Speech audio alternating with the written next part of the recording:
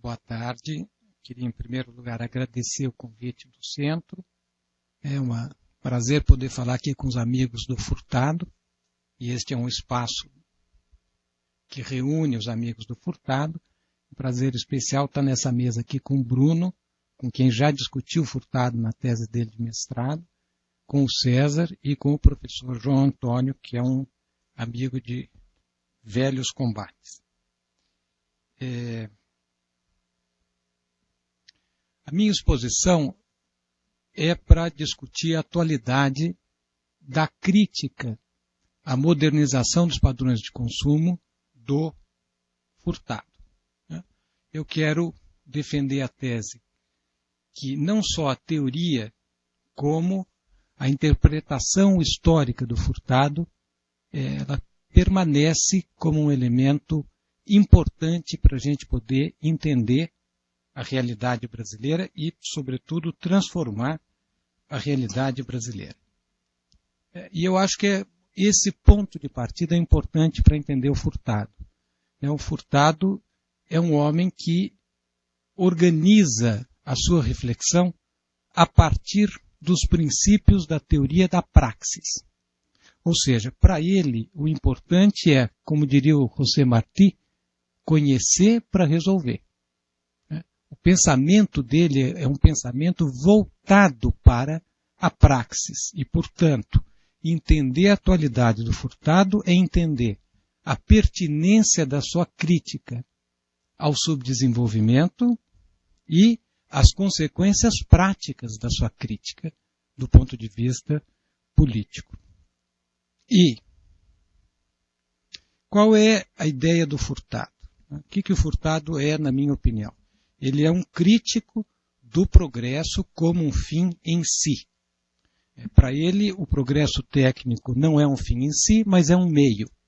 E quando transformado em fim em si, isto provoca distorções na forma de se dar o movimento de incorporação de progresso técnico. Como é que ele organiza o pensamento? A partir de uma totalidade. Então ele vai pensar todos os problemas na sua articulação. Como é que se organiza o progresso técnico, o tipo de tecnologia, o substrato social do desenvolvimento, a forma de organização territorial da sociedade, o modo como se dá a organização dos centros internos de decisão e a cultura, a ideologia, que é o que dá o norte para este conjunto. Então esse é um outro elemento que eu acho que é importante para entender o Furtado. O Furtado tem que ser entendido na sua totalidade. Dentro desta totalidade, o elemento cultural tem um peso determinante, mas é um peso determinante dentro desta configuração total. E a segunda coisa que eu acho que é importante para entender o Furtado é que o Furtado tem uma visão, por assim dizer, interessada da realidade. O Furtado não é um diletante. E também acho que não se pretende um cientista neutro. Ele, na verdade, é um brasileiro, latino-americano, um nordestino, que está preocupado em resolver os problemas da sua sociedade. Então, entender o Furtado é entender a importância, a pertinência, a atualidade da sua utopia. E qual era a utopia do Furtado? É combinar capitalismo, democracia, soberania nacional. Essa que era a ideia dele. Democracia entendido como igualdade social, equidade social, não como ritual, digamos, de eleição. Então é dentro desta perspectiva que eu quero pincelar a atualidade da sua teoria e da sua interpretação histórica. Na verdade, 3 questões. A teoria, a interpretação histórica e as implicações práticas do pensamento do Furtado. Bom, quando a gente pensa a teoria, o que faz o Furtado? O Furtado faz uma teoria do subdesenvolvimento. A essência da teoria do subdesenvolvimento do Furtado é clara. Ele diz a causa do subdesenvolvimento é a modernização dos padrões de consumo. Então, é uma forma irracional de assimilação de progresso técnico que provoca as taras do subdesenvolvimento. E a razão é clara, e o tempo é curto, né? Então vou resumir. Assim como o rico, o indivíduo rico, não pode reproduzir os padrões de consumo de um indivíduo, assim como o indivíduo pobre não pode reproduzir os padrões de consumo do indivíduo rico, uma nação, um país, uma sociedade mais pobre não pode generalizar pelo conjunto de sua população e pelo conjunto de seu parque produtivo a tecnologia de sociedades mais ricas. Essa que é a ideia básica. Então o Brasil, por exemplo, um país que tem uma renda per capita, dependendo do dólar, 6 vezes inferior à renda per capita das economias centrais. Ele não tem condições objetivas materiais de reproduzir pelo conjunto de sua população e pelo conjunto de seu parque produtivo os padrões de consumo e de eficiência das economias centrais. Se a classe dominante desta sociedade insiste em trazer os padrões de consumo do centro, ela consegue, mas consegue às custas de marginalizar uma parcela expressiva da população dos benefícios do progresso. Então essa é a ideia básica dele. Então a culpa do subdesenvolvimento, a causa do subdesenvolvimento é a modernização dos padrões de consumo. E a modernização dos padrões de consumo, ela é determinada basicamente por 2 elementos. O que permite a modernização dos padrões de consumo é a reprodução de formas de dependência externa, de relações dependentes com as economias centrais, por um lado, e por outro lado, a perpetuação, a reprodução de desigualdades extremas, de uma fratura social, que faz com que as sociedades subdesenvolvidas tenham na sua estrutura social a marca de sociedades que estão organizadas na forma de segregação social. Então o que é a modernização? É o resultado da posição subalterna na economia mundial e é o resultado de uma assimetria social aguda. Em outras palavras, a modernização é o resultado do colonialismo cultural e do que o Furtado chama de elites aculturadas.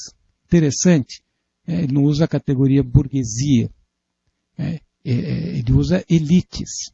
Depois, isso já é um tema de debate. Mas, no caso aqui, o importante que eu quero enfatizar é que ele não está falando de esquerda, direita, está dizendo elites, ou seja, dirigentes aculturados. E o que é um dirigente aculturado? Porque, em última instância, o problema vai ficar aqui. A elite aculturada é uma elite descompromissada com os problemas do país. Essa que é a ideia básica dele. Então, qual é a causa do subdesenvolvimento, em última instância? O controle do poder político, o controle do poder social por dirigentes descompromissados com os problemas do país e compromissados com o capital internacional, com os interesses alheios ao país. Essa que é a ideia básica. Então, essa é a teoria dele. Por que essa teoria é atual? Qual é a atualidade desta teoria? A atualidade desta teoria é que o Brasil continua um país completamente subdesenvolvido. E o padrão de incorporação de progresso técnico, ele continua subordinado à modernização dos padrões de consumo. Então, este olhar crítico para a realidade de como se dá a incorporação de progresso técnico, ele permanece, atual, no sentido que ele permanece revelador de problemas, como fica claro quando a gente examina a sua interpretação histórica. Porque qual é o problema em última instância? Elites descompromissadas com os problemas do país. O que é interessante, porque nos remete à discussão quais são os problemas do país, que é o gancho para fazer a mediação para a interpretação histórica. Os problemas do país, na visão do Furtado, são problemas de formação. Ou seja, esta é uma sociedade de origem colonial que ainda não resolveu plenamente seus problemas de formação. E qual é o problema de formação? Qual é o problema que acompanha a vida brasileira desde a sua origem? Os problemas mudam, muda a forma, muda a intensidade, ora melhora, ora piora, mas tem uma coisa que é comum no Brasil, uma dupla articulação, responsável pelo subdesenvolvimento, a dependência externa e o regime de segregação social. Então, qual é o problema do Brasil? Resolver o problema da soberania, resolver o problema da democracia, da base, do fundamento social da democracia. Não, esse é o problema que persiste. Portanto, quando o Furtado pensa o subdesenvolvimento, ele, na verdade, pensa o subdesenvolvimento a partir da perspectiva da formação. O problema dele é entender a relação contraditória entre subdesenvolvimento e formação. E tem uma citação do Furtado que eu acho que é muito, digamos, precisa para expressar essa ideia, né? Que eu vou falar de cabeça, então não vai sair literal, que é a do Deus Janus. Ele diz, o subdesenvolvimento é como Deus Janus, não tem orientação definida. É uma catástrofe social, uma situação social, que largada a sua própria sorte, só pode levar a alguma forma de catástrofe social. Que é interessante, né? O Deus Jano é o Deus da transição. Olha para frente, para a civilização, olha para trás, para a barbárie. É a transição da colônia de ontem para a possível nação de amanhã. Este é o problema do Brasil, né? E quando a gente vai para a análise histórica do Furtado, ele vai dizer, né, todo mundo, aqui deve ter muito economista,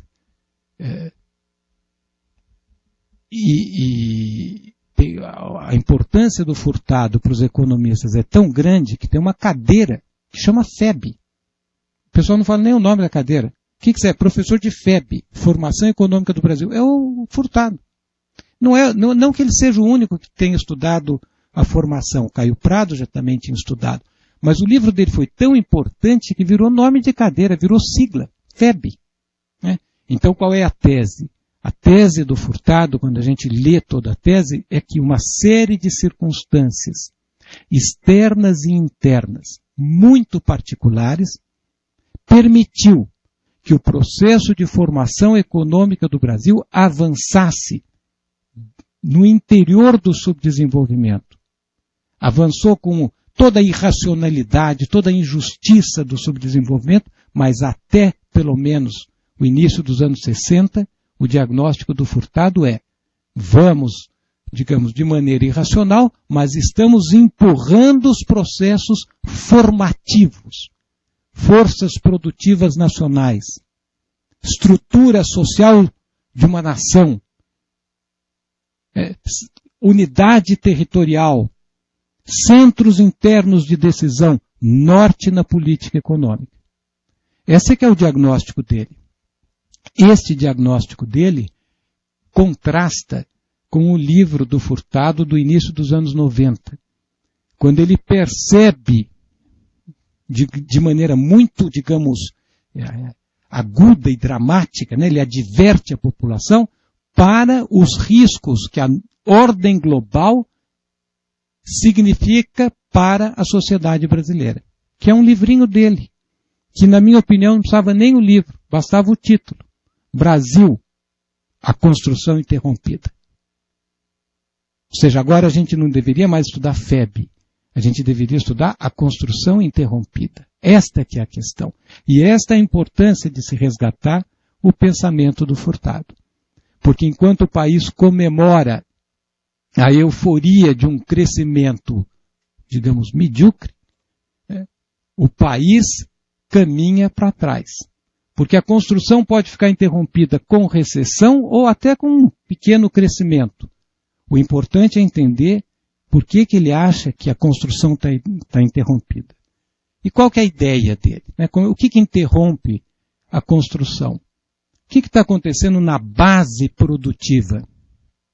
E nós estamos num banco que tem muita responsabilidade sobre o que está acontecendo nesta base produtiva. Nós estamos assistindo à crise da indústria, o avanço do agronegócio. Ontem no aeroporto, vindo para cá, veio um aluno meu, ô professor, lembra de mim? Lembro, estou no Itamaraty, estou servindo na Índia, estou indo para Campo Grande. O Itamaraty me mandou observar o agronegócio.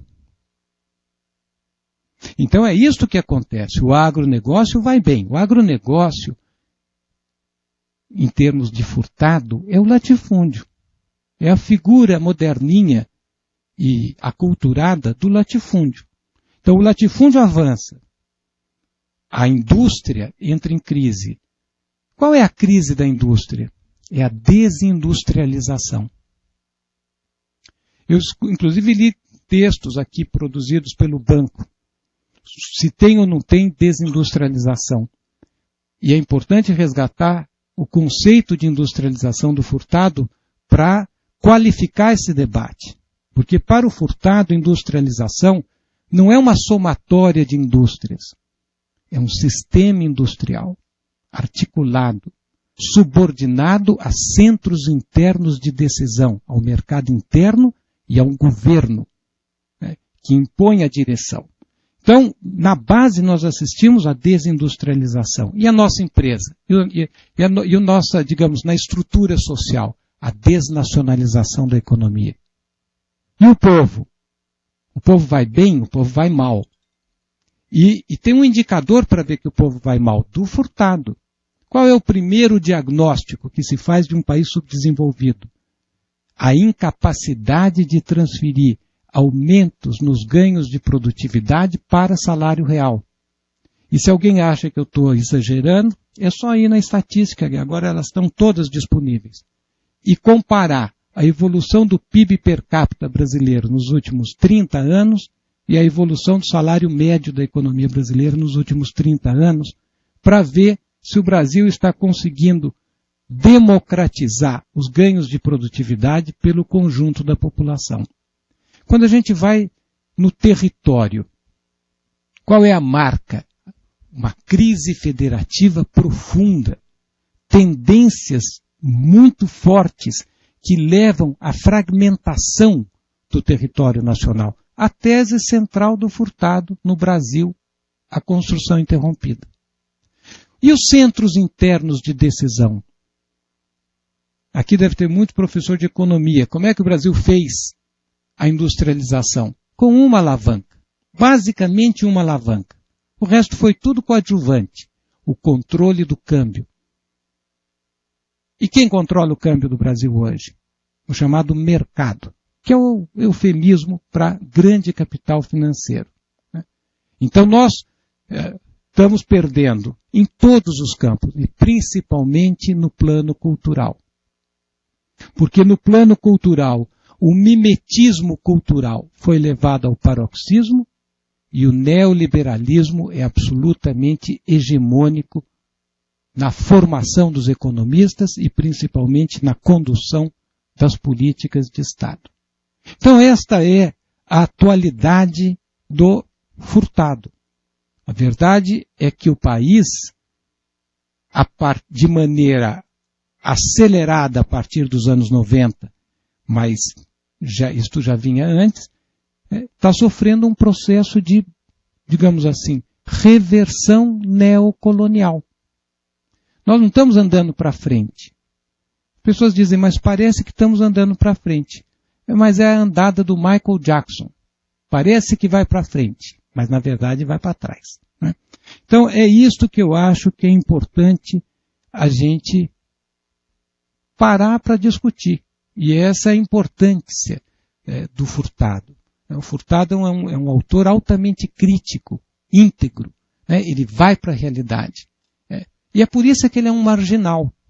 Porque embora ele esteja aqui um espaço neste banco, o Furtado, na verdade, é um marginal, porque ele vai muito além daquilo que a burguesia brasileira suporta de crítica.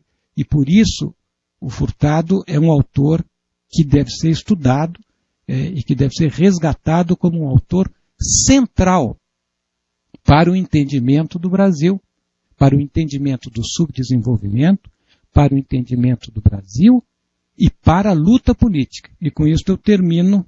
Eu vim acelerado, nem controlei o tempo. Quanto tempo eu tenho? Você falou em 20 minutos. Mas ainda não terminei. Pode continuar, mas... Agora é que eu venho para... Tudo isso foi para... Porque o que importa no Furtado é a prática, é a consequência prática do que ele fala. Né? O Furtado não estava preocupado com o currículo Lattes, embora ele teria um tremendo no currículo Lattes. Né? Teria pontinhos para tudo que é pontinho e tal. Mas nunca foi essa a preocupação do Furtado. O Furtado está preocupado com o Brasil. Né? É um brasileiro, um latino-americano, um humanista. E ele estava preocupado com as consequências práticas. Como é que resolve o problema do subdesenvolvimento? Primeiro a gente tem que ter claro como é que não resolve. Não resolve com crescimento. Então, como diria um certo presidente do Brasil, mais do que nunca é importante resgatar a crítica ao mito do crescimento. Negócio não gera crescimento e crescimento não é desenvolvimento. Negócio e crescimento sempre teve no Brasil. Tem momentos de mais negócio, menos crescimento, negócio e crescimento, né? Negócio sem crescimento. O que nunca teve no Brasil foi desenvolvimento. Para ter desenvolvimento, o que é o fundamental? Atacar a causa do problema. A causa do problema é a modernização dos padrões de consumo. Uma forma irracional de assimilar progresso técnico. E para romper com a modernização dos padrões de consumo, o Furtado, eu vou resgatar duas ideias que são recorrentes no Furtado. Uma mais óbvia, a outra menos. Né? Mas é necessário coragem e criatividade. Coragem. Eu me lembro que a última vez que eu vi o Furtado e que eu vi a Rosa foi um ano depois, não, foi às vésperas da posse do governo Lula. E nós fizemos uma entrevista com o João Pedro Stedley. E a capa do Brasil de Fato era: Lula precisa de coragem. Acho que ele meio que sentia que não ia ter essa coragem. Né? Mas o fato é que ele pediu a coragem. Essa que não veio. Né? Por quê? Coragem para quê? Coragem para enfrentar os interesses estabelecidos. Coragem para enfrentar esta dupla articulação.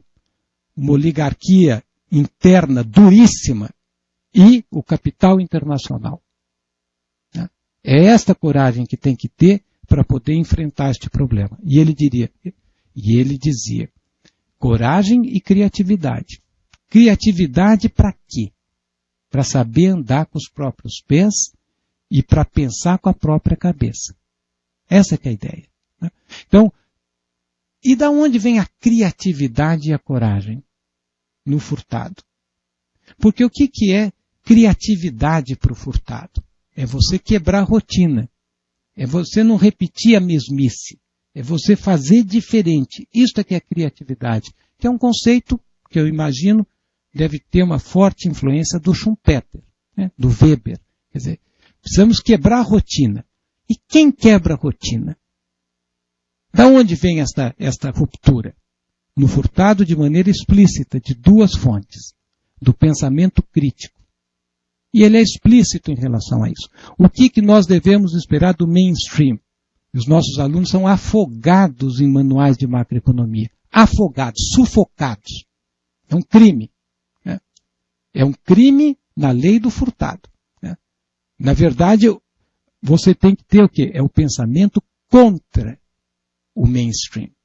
Esta é uma fonte, né, de energia e de criatividade para se quebrar com a modernização. E a outra fonte são as energias populares, o que é razoável. Né? Como é que nós quebramos com o subdesenvolvimento? Quem é que quebra com o subdesenvolvimento? quem não está cooptado, quem não está beneficiado, quem não está entorpecido pelo subdesenvolvimento, que são as pessoas que lutam no plano das batalhas das ideias e as pessoas que lutam concretamente para mudar a situação. O pensamento crítico, o movimento popular. Então, era basicamente isto que eu queria colocar. Né?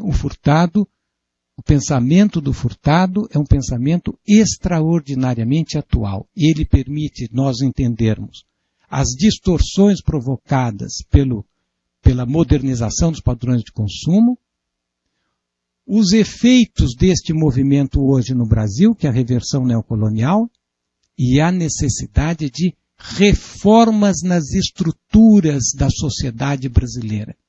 E a energia que permite esta reforma. Isto não quer dizer, evidentemente, que o pensamento do Furtado não possua limites. E eu termino por aqui. Qual é o limite do pensamento do Furtado? É imaginar que estas mudanças possam ser feitas nos marcos do próprio capitalismo. É imaginar que é possível combinar capitalismo, democracia, soberania nacional. Talvez esta utopia não seja mais possível. Talvez a solução dos problemas do Brasil não sejam mais possíveis dentro do mundo burguês. Até porque a burguesia, o lema da burguesia brasileira é cada um com seus problemas. O problema do povo não é o problema dela. O problema dela é ganhar dinheiro. Ela é uma burguesia aculturada. Mas isto é um assunto para uma outra reunião, para um outro debate. Muito obrigado.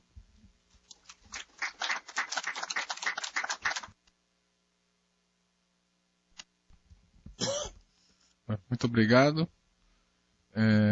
Vou passar a palavra, então, para o João Antônio de Paula, ele é do CEDEPLAR, e a fala é sobre História e Cultura em Celso Furtado. Boa tarde a todos. Quero começar agradecendo o convite do Centro Celso Furtado para voltar aqui e falar sobre esse autor tão importante e falar sobre um aspecto da obra do Furtado que, apesar de muito, eu acho, muito central naquilo que ele fez, é talvez menos conhecida, que é a dimensão cultural e histórica, né, da obra do Furtado. Eu escrevi um texto que está num livro editado pelo João Saboia e pelo Fernando Cardim, que chama-se exatamente Cultura e História em Celso Furtado, e eu não quero repetir aquilo que eu já escrevi, então eu tentei retomar a questão a partir de um outro ponto de vista. E a primeira constatação que eu queria fazer é a seguinte. Eu acho que hoje há um consenso relativamente estabelecido sobre o fato de que Celso Furtado é o maior economista brasileiro. Acho que ninguém duvida disso. Ou ninguém de juízo no lugar duvida disso. E de bom coração. No entanto, é menos sabido ou menos conhecido que Celso Furtado é um dos maiores intelectuais brasileiros. No sentido mais amplo que essa palavra, ou no sentido próprio que a palavra intelectual carrega. Então, em pouco em torno disso que eu vou tentar colocar aqui algumas questões relativas a Celso Furtado e a sua obra, e seu papel na sociedade brasileira. E eu começo com um conceito gramsciano, que é o conceito de hegemonia, um conceito fundamental na obra de Gramsci, e que permitirá algumas considerações metodológicas e de conteúdo também. Diz Gramsci que cada período histórico é marcado por um certo tipo de hegemonia política e cultural. Ou seja, há um certo conjunto de normas, de valores que definem, que dão sentido, que dirigem uma certa sociedade. E, obviamente, essa direção política e cultural é dada pela classe, ou pelo conjunto de classes, pelo bloco de classes que detém poder. Ou seja, o poder político para se exercitar de forma plena, necessita permanentemente de um dado de legitimidade que é extraído do ponto de vista cultural, do ponto de vista moral, enfim. Ou seja, uma classe que detenha o poder de coerção não será plenamente capaz de exercitar esse poder se só tiver que usar a repressão como instrumento de domínio. É preciso sempre convencer, né? Desde Maquiavel, que essa ideia de que o poder precisa de convencimento, precisa de legitimidade decorrente do convencimento é muito importante. E esse conceito de hegemonia permite combinar, então, repressão e convencimento e legitimação. Cada período histórico é definido por um certo tipo de hegemonia política e cultural. Se nós tomarmos a história do Brasil desde o século XIX para cá, a segunda metade do século XIX, eu queria dizer que, desde então, nós tivemos 3 grandes períodos históricos, marcados por 3 modalidades de hegemonia, né? No século XIX, digamos que essa ideologia que dominou essa hegemonia política e cultural se organizou na interna da ideia de modernização institucional, econômica do país. E eu acho que há uma figura que simboliza isso de maneira, digamos, perfeita, que é Joaquim Nabuco. Então, Joaquim Nabuco foi o intelectual que sintetizou no seu tempo essa hegemonia política e cultural do Brasil, que então iniciava o seu processo de modernização. Na primeira metade do século XX, eu diria que essa hegemonia política e cultural centrou-se em torno da ideia de modernismo. E a figura que encarna isso é Mário de Andrade, né? A ideia de modernismo, eu vou voltar depois a falar um pouco mais sobre isso. E na segunda metade do século XX, a figura que encarna a hegemonia, o sentido da direção da modernização, do modernismo brasileiro, e aí agora a palavra é desenvolvimento, será Celso Furtado. Então a minha fala vai se fazer a partir da menção a essas 3 figuras, Joaquim Nabuco, Mário de Andrade e Celso Furtado, a partir da ideia de que cada um deles, na sua época, sintetizou, de certa maneira, de forma completa, os grandes problemas brasileiros desses 3 períodos, e que, de certa maneira, ao acompanhar a trajetória desses indivíduos, nós estamos diante, de fato, de fenômenos fundamentais para entender não só os avanços, mas os recuos, os impasses, as ambiguidades, as contradições do desenvolvimento brasileiro. Começo com Joaquim Nabuco. Joaquim Nabuco, como se sabe, é a grande figura do movimento abolicionista do Brasil, a figura que tentou conciliar o processo abolicionista com a preservação dos interesses das grandes oligarquias. Haviam outros abolicionistas que tinham uma dimensão muito mais aguda do conflito de classe, por exemplo, Luiz Gama, o próprio Zé do Patrocínio. Mas a figura que sintetizou o movimento da abolição foi Joaquim Nabuco. E ele escreve com 34 anos um livro fundamental que é O Abolicionismo. E apesar das limitações do livro, do ponto de vista da sua proposta ideológica, digamos assim, o livro foi capaz de apontar com clareza o seguinte, quer dizer, não haveria efetivamente processo de emancipação do ex-escravo, do então escravo, se não houvesse, ao mesmo tempo, um processo de distribuição da terra. O problema de uma reforma agrária, nos termos em que isso era colocado por Joaquim Nabuco, era crucial. Quer dizer, a abolição sem reforma agrária seria uma abolição pelas metades. Isso é o Joaquim Nabuco, que é um homem, como se sabe, muito moderado. E essa visão do Joaquim Nabuco, essa postura do Joaquim Nabuco, me parece que aponta com muita clareza um dos grandes problemas que a modernização brasileira experimentou desde sempre, e que o Celso Furtado chamava de modernização periférica ou modernização dependente. Né? E nós sabemos que o século XIX, a partir de 1850 em particular, O Brasil experimentou processos importantes de modernização. Em 1850, exatamente nesse ano, nós temos a Lei de Terras, que é, na verdade, como se sabe, uma espécie de anti-reforma agrária, né? De um lado, sancionou a estrutura fundiária que havia, que era absolutamente concentradora da terra. De outro, introduziu o mercado de terras, a compra e a venda da terra, como o único mecanismo de acesso à terra, criando, de fato, uma situação de clivagem que vai se perpetuar até aqui, né? Então, a Lei de Terras, que é essa estrutura de sancionar o mercado de terras, a terra como mercadoria, num país que tinha uma estrutura absolutamente desigual da distribuição da terra, e essa estrutura foi chancelada pela Lei de Terras. 1850 também é o ano do Código Comercial Brasileiro, onde as regras do mercado, as regras dos contratos, a criação e desconstituição de empresas, enfim, o conjunto dos mecanismos, a moldura institucional dos negócios se estabelece no Brasil exatamente com o Código Comercial de 1850. E há uma terceira instituição fundamental, também do ano de 1850, que é a lei chamada Eusébio de Queiroz, que é a lei do fim do tráfico internacional de escravos. Então, a partir desse momento, 1850, nós temos o desdobramento de forma parcial, que seja, de um conjunto de instituições que apontam para a imposição daquilo que o Florestan Chardon chamava de ordem social competitiva, né? A ordem do mercado no Brasil, a modernização das instituições de mercado.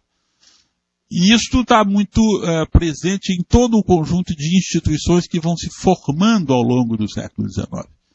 Né? A República Brasileira, que vem em 89, e a Constituição, a primeira Constituição Republicana de 1891, são um desdobramento natural desse processo de modernização que se dá pelas metades, né? Uma Constituição, a Constituição de 1891, que é liberal tout court, né? Constituição absolutamente liberal, que copia, que mimetiza todo o padrão de direitos formais, de direitos juridicamente abstratos, né?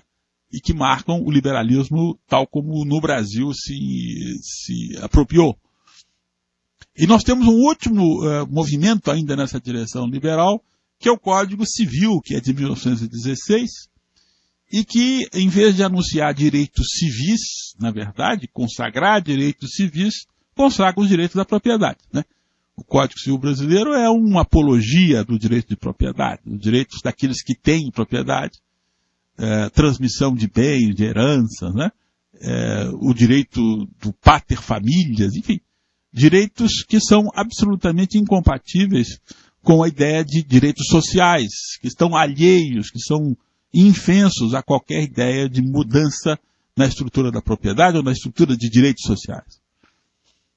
Esse conjunto, essa hegemonia liberal, mimetizando padrões que não estão de forma nenhuma compatíveis com a realidade brasileira, que Joaquim Nabuco sintetiza tanto para o bem quanto para o mal, né? Tanto no sentido de que, de fato, a pregação, que ele chamava de um mandato da raça negra, a luta contra a abolição, que era uma luta absolutamente legítima, e, de certa maneira, uma revolução social, né?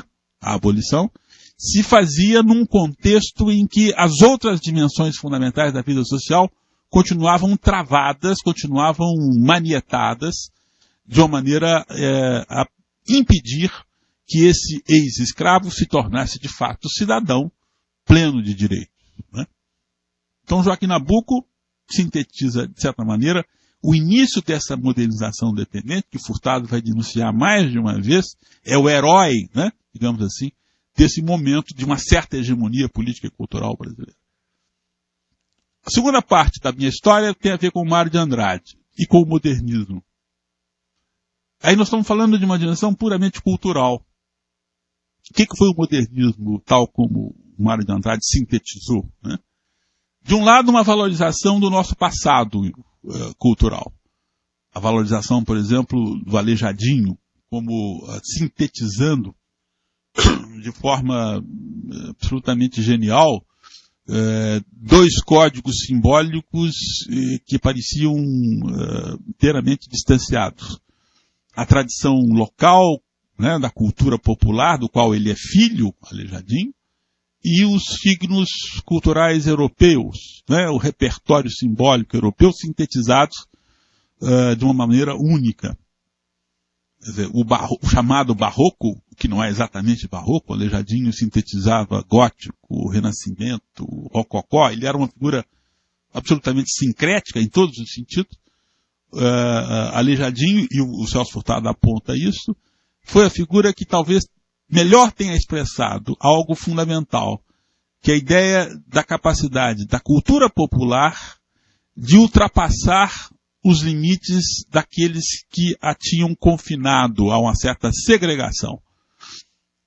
O barroco foi visto por um autor como Weisbach, por exemplo, que é um autor alemão, Werner Weisbach, como a arte da contra-reforma e a arte do absolutismo. E no caso, o barroco com o Aleijadinho, com os artistas coloniais mineiros, brasileiros, essa arte se torna o contrário disso. Uma arte libertadora, uma arte emancipatória, uma arte crítica. E diz o Furtado, na medida em que a arte consegue funcionar essa energia popular no Brasil, que ela se torna grande. Os momentos onde a arte brasileira foi grande, foi quando ela é capaz de dialogar fortemente com essas raízes, com essas tradições. Então, o modernismo com Mário de Andrade é, de um lado, um resgate desse passado. Né? O Mário de Andrade vai escrever sobre o Aleijadinho, sobre os artistas do período colonial, vai dizer, na nossa matriz está ali. De outro lado, Mário de Andrade também é uma busca importante das formas de vanguarda europeia que devem ser aclimatadas ao Brasil, né? Então, esse diálogo entre o popular e o erudito, entre o nacional e o internacional, entre o local e o universal, que faria do modernismo uma peça fundamental na emancipação da cultura brasileira, da superação dos limites de uma cultura ossificada, né? Cultura que veio da Europa para nos tornar ainda mais dependentes. O modernismo brasileiro quer romper com isso, quer se colocar no mesmo plano de igualdade e de olhar sem nenhuma subalternidade para a cultura internacional e dizer, não, nós também somos capazes de elaborar um código, ou códigos, ou um repertório simbólico que nada fica a dever, que é capaz de efetivamente olhar para o futuro e carregar consigo todos esses déficits que devem ser superados. Trazer para e atualizar uma cultura emancipatória. Né? Então esse é o momento do modernismo que vai se desdobrar em várias importantes contribuições que vão se prolongar muito além da Semana de Arte Moderna de 22. É o momento do modernismo. E finalmente o desenvolvimento que Celso Furtado encarnará melhor que qualquer um outro. E o que é desenvolvimento do ponto de vista de Celso Furtado? Eu pensei muito sobre... eu acho que o Celso Furtado, andei pesquisando, ele nunca usou essa expressão que eu vou usar aqui, mas eu diria que ela é perfeitamente coerente com o que ele disse, com o seu conceito de desenvolvimento. Eu pensei num conceito de desenvolvimento a partir de uma ideia de um antropólogo francês chamado Marcel Mauss. Né? Mauss é um autor muito importante e que tem um conceito que é o conceito de fato social total. E a minha ideia de que Furtado usa o conceito de desenvolvimento como um fato social total. O que quer dizer isso?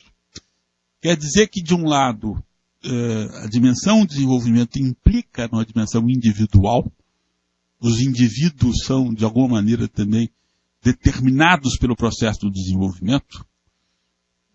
O Plínio falou aqui antes a respeito da mimetização de padrões de consumo, né? Com certeza essa é uma das dimensões importantes do desenvolvimento, né? O processo de desenvolvimento significa ou implica, na verdade, reconsiderar a posição do sujeito, de como que o sujeito lida com padrões de consumo, como que, de alguma maneira, esses padrões de consumo são definidos ou redefinidos a partir de uma certa estrutura histórica. De outro lado, o desenvolvimento implica também uma dimensão sincrônica, para usar uma expressão de Saussure, né? Quer dizer, uma dimensão do imediato, do dado, né? Então tem a ver com as realidades tais como elas se colocam hoje, do ponto de vista sociológico, do ponto de vista antropológico, do ponto de vista econômico, né? A realidade como tal. E se coloca também como uma dimensão diacrônica, como uma ideia de história, de mudança, de transformação, de devir. Então o desenvolvimento é um fato social total. E no centro desse conceito de desenvolvimento existe uma dimensão cultural fundamental. Né? Furtado, mais de uma vez, mostrou que a questão da cultura, entendida nas suas possibilidades mais amplas, é o laço fundamental que organizaria uma certa visão de mundo fundamental para que se superasse as condições e os entraves do mundo tal como se colocam, né, no mundo subdesenvolvido. Então, com o Celso Furtado, eu diria, nós temos uma espécie de síntese da história do desenvolvimento de uma hegemonia que no Brasil, não é, passou pela modernização liberal do século XIX, que assume com o modernismo em Mário de Andrade uma dimensão importante, que valoriza, que resgata, que aponta uma possibilidade emancipatória, e que em Furtado assume a sua mais plena possibilidade. Né? Quer dizer, há um conceito de utopia que eu queria lembrar aqui, que me parece que responde exatamente a isso. O que é utopia para o Furtado? Ele diz, a utopia é o fruto da percepção de dimensões secretas da realidade, um afloramento de energias contidas que antecipa e amplia o horizonte de possibilidades abertos ao homem. Esse conceito de utopia é muito próximo, por exemplo, do conceito de utopia de Ernest Bloch, né? Quando Bloch fala de utopia como consciência antecipadora, utopia como sonho diurno, né? O sonho que permite a viagem para o futuro. Para Furtado, não é? A cultura é esse elemento fundamental que poderia imantar um novo projeto de sociedade que superaria a nossa menoridade como nação, como povo, etc. As possibilidades disso existem, estão dadas e dependem da capacidade dos nossos intelectuais, das nossas lideranças, das nossas instituições, de valorizar aquilo que nós temos de melhor, que é exatamente esse seivo, essa seiva rica que nasce da dimensão popular. Né? Então, quando o Celso Furtado fala assim, o nosso maior escritor é Machado de Assis. E por que ele não foi maior? Foi porque faltou a ele o que ele chama de um horizonte utópico, capaz de fazer que com a sua visão de mundo absolutamente lúcida e crítica pudesse ser energizado por essa energia utópica. Celso Furtado, eu diria que era um homem que tinha absoluta convicção de que as possibilidades da superação da condição de menoridade do Brasil como povo estão dadas na medida em que essa utopia se materializaria perfeitamente na medida em que nós fôssemos capazes de valorizar, né, toda essa riqueza da cultura popular, das nossas raízes, das nossas tradições culturais. Então, que Celso Furtado seja o maior economista brasileiro, ninguém duvida. O que eu quero dizer aqui é que ele é também um dos maiores intelectuais brasileiros.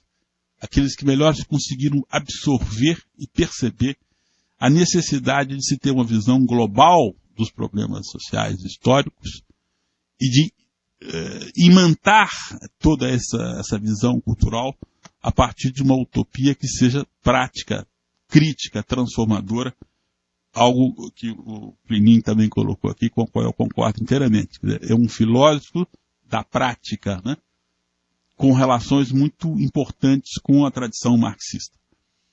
Há um último aspecto que eu queria mencionar, e não vou desenvolver aqui, porque espero que o Centro Celso Furtado me chame uma outra vez para falar só sobre o último aspecto, que é a relação entre Celso Furtado, Gramsci e Mariátegui. Eu andei estudando muito E acho que existe um paralelismo entre esses três autores, que apesar das diferenças óbvias entre eles, me parece extremamente importante para chamar a atenção para essa dimensão do intelectual crítico, do intelectual da filosofia da praxis, que Celso Furtado foi, e foi de uma maneira extraordinária. Muito obrigado.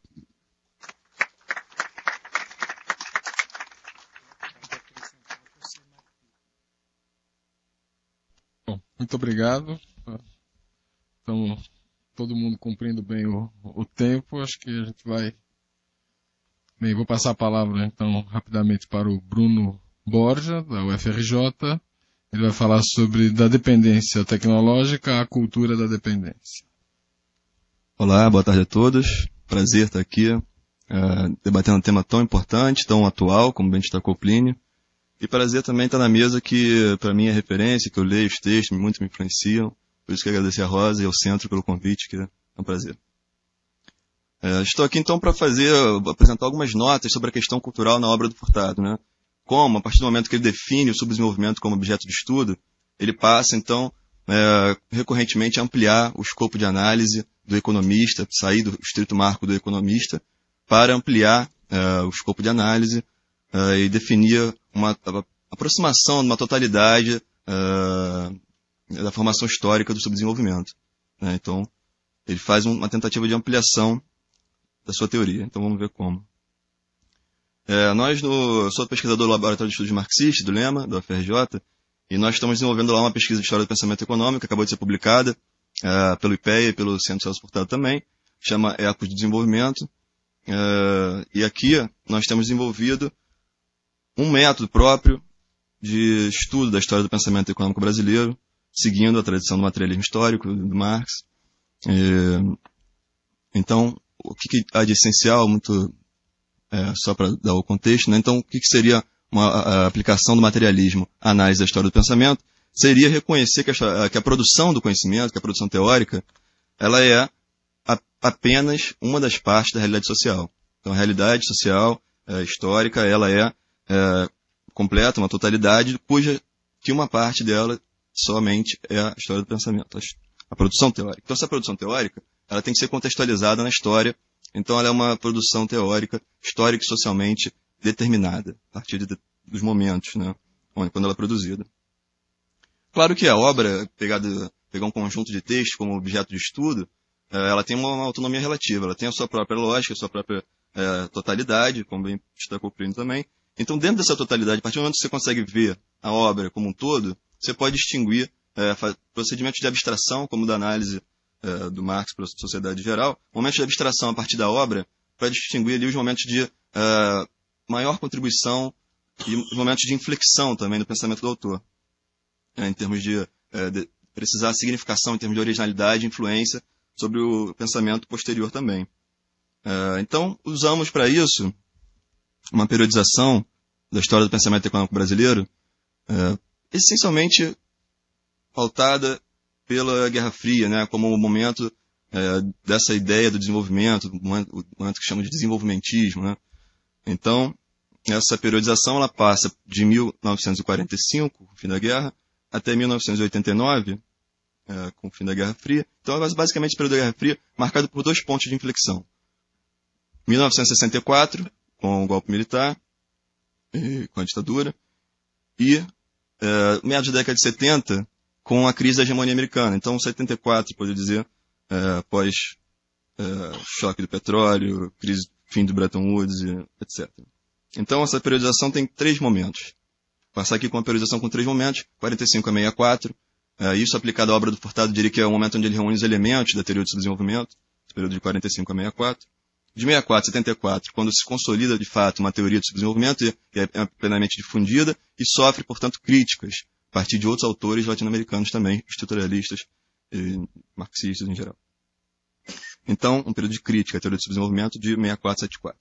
E um outro período de reformulação. Então, o Furtado assimila parte dessas críticas e reformula sua teoria a partir de 74, concretamente em 76, com o prefácio à Nova Economia Política, e dali até 89 seria um terceiro período. Então, temos três períodos. Vamos ver, então, os três períodos como alguns destaques dos períodos, e depois eu vou entrar na cultura propriamente. Então, o primeiro período ele vai debater essencialmente a formação histórica do subdesenvolvimento. Dois grandes debates do período para ele são a formação histórica do subdesenvolvimento, como ele pega Roberto Simonsen e Caio Prado Júnior como influências para tentar realçar e fazer um novo pensamento, uma nova síntese de pensamento, e como ele parte também para os debates da teoria do desenvolvimento, nos grandes debates internacionais, ele que era então, funcionário da CEPAL, então no grande debate internacional com o que se chamou pioneiros do desenvolvimento, Arthur Lewis, Rosenstein Rodin, Nurks, Rostov, e claro com a CEPAL também, dialogando com o Prebys da CEPAL. Então essas são dois debates, duas controvérsias desse período, onde ele reúne os elementos, o material de subdesenvolvimento, que são muito importantes, que vão dar resultado à formação econômica do Brasil e a desenvolvimento e subdesenvolvimento.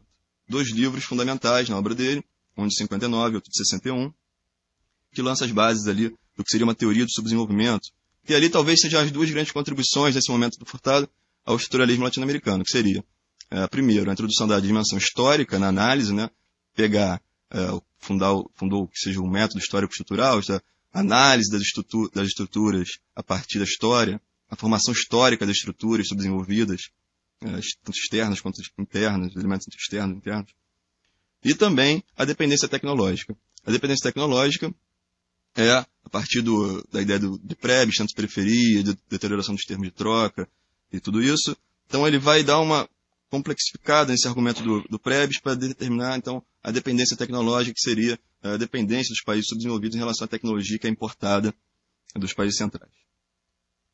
Bom, então em 64 temos uma primeira inflexão na obra, com o livro Dialética do Desenvolvimento, a meu ver, marca essa inflexão, e isso fica nítido quando a gente percebe que ele está ampliando o seu escopo de análise. O escopo de análise do economista, que tem teoria do desenvolvimento e história econômica como ponto de partida, mas que vai a partir de 64, então, incorporar também a cultura e a teoria política, essencialmente. Na verdade, esse livro ele é mais da teoria política, da instabilidade política vivida pelo país, não de 63, 62, 63, 64. Então, ele está reunindo aquilo, debatendo as teorias políticas para ver a relação entre teoria política e desenvolvimento. Mas também ele lança algo fundamental sobre a cultura, que é o sistema de cultura, que mais à frente voltarei.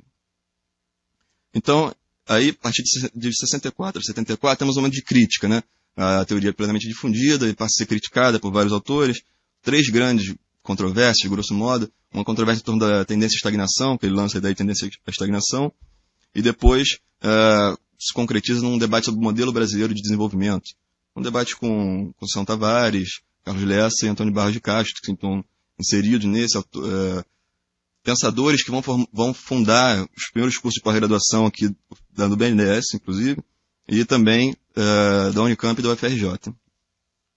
Então, esse debate é um debate dos anos 60. O outro debate, mais para o final dos anos 60, é um debate em torno da dependência, que vai envolver tanto autores da teoria marxista da dependência, como Gunter Frank, Romário Marini e Teotônio dos Santos, como também autores da Escola de Sociologia da USP, com os trabalhos primeiros de Florestan Fernandes, mas chega a ficar o auge da sua difusão, no que se tornou hegemônico, pensamento hegemônico da dependência, no Fernando Henrique Cardoso e com o Francisco de Oliveira também, que depois fundariam o SEBRAP.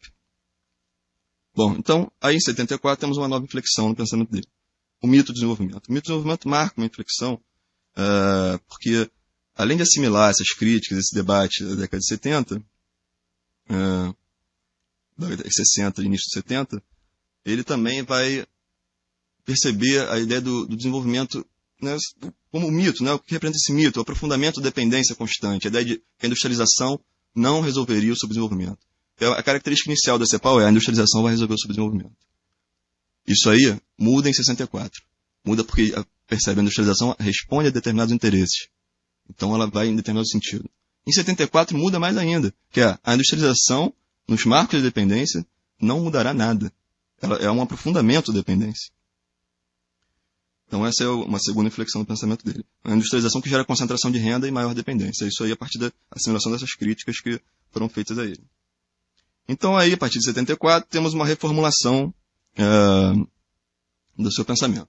Uma reformulação que passa por dois grandes blocos de debate. Um que é a perda de autonomia dos Estados nacionais frente à internacionalização do capital norte-americano e europeu e frente à constituição do sistema financeiro internacional. o que tirou a autonomia dos estados para manejar suas políticas econômicas. Então, e claro, passando pelo papel do dólar e da moeda internacional, fundamental debate. Então, o que ele chamou de capitalismo pós-nacional, né, seria maior do que o Estado Nacional poderia agora suportar essa administração das coisas. E outro tema é o da cultura. Então, a partir de 70, meados dos anos 70, a cultura passa a ser tema central no debate dele, retomando algumas coisas que foram colocadas nesses pontos de inflexão, como eu falei aqui.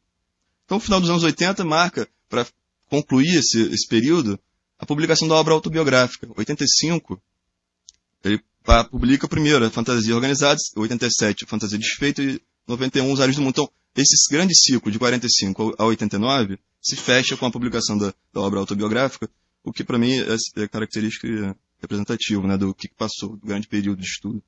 Então, que ele está fazendo a reflexão, o que foi esse grande período de estudo. Bom, então, vamos à dimensão cultural. A dimensão cultural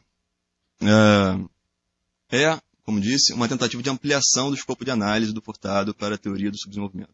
Uma ampliação da teoria do subdesenvolvimento, abarcando, então, a dimensão cultural também. Vamos lá, então, o que seria, em 64, ele lança a ideia do sistema de cultura. O que seria um sistema de cultura? Um sistema de cultura, primeiro, está elaborado, a expressão dele, num nível de abstração tão alto quanto as hipóteses de Marx para o que seja um modo de produção capitalista. Tá certo? A ideia de que uma base material e superestrutura ideológica política, essa cisão entre o que é material e o imaterial, ele vai retomar a partir da lógica dialética e do materialismo, conciliando com a abordagem antropológica sobre a mudança social. Então ele vai inserir a antropologia também, para enriquecer o debate sobre o subdesenvolvimento e a questão cultural. Então, ela pega essa contribuição da antropologia sobre o que é a mudança social e sobre a ideia de herança social, que seria composta da cultura material e a cultura não material, né, um modelo de dois pares, de um par dialético também, né? E que essas partes seriam interdependentes, teria uma ligação entre elas, né? A ideia de que a cultura material mudando, ela geraria também mudanças na cultura não material. Então, para o estudo do subdesenvolvimento, se torna essencial perceber o quê? Como os processos de desenvolvimento têm, fundamentalmente, na base material e na tecnologia, na acumulação de capital e na tecnologia, a sua dinâmica, né?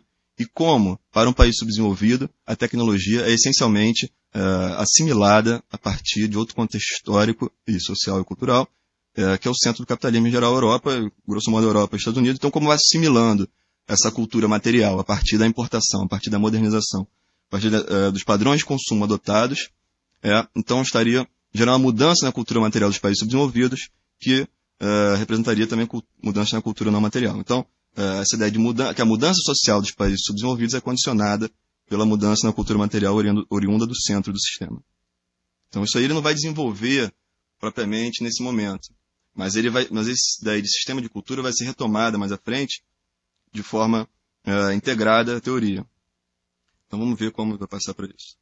Então, em 74, outro momento de inflexão na obra, ele vai precisar mais da ideia de modernização e chegar à ideia de dependência cultural.